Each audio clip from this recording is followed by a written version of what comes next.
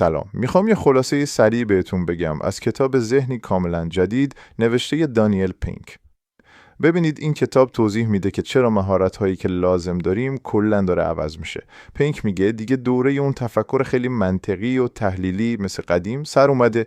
داریم وارد یه عصر جدید میشیم که اسمشو گذاشته عصر مفهومی و خب این برای کار و زندگی هممون خیلی مهمه. واقعاً؟ خب نکته اول، یه شیفت خیلی بزرگ اتفاق افتاده. دیگه اون تفکر میدونید منطقی و خطی که میگن مال نیمکره چپه به تنهایی کافی نیست.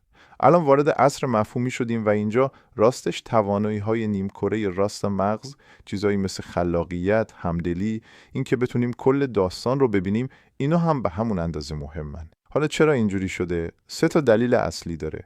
اول فراوانی، یعنی مردم دیگه فقط دنبال رفع نیاز نیستن، دنبال قشنگی و معنا هم میگردن. دوم آسیا، خیلی از کارهای تحلیلی و روتین داره میره اونور آب برون سپاری میشه.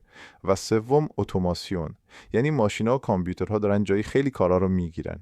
نتیجهش چیه؟ اون مهارت‌هایی که نمیشه راحت کپیشون کرد، نداد دست ربات‌ها، اینا الان طلا شدن. و نکته سوم و آخر، پس چی لازمه برای موفقیت؟ 2 تا چیز خیلی مهم شده.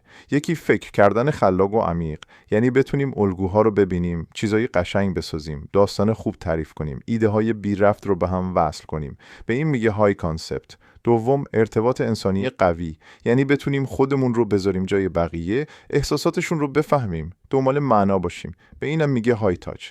مهارت‌هایی مثل طراحی، داستانگویی، دیدن تصویر کلی، همدلی، بازی کردن و پیدا کردن معنا، اینا ابزارهای اصلیمون هستن.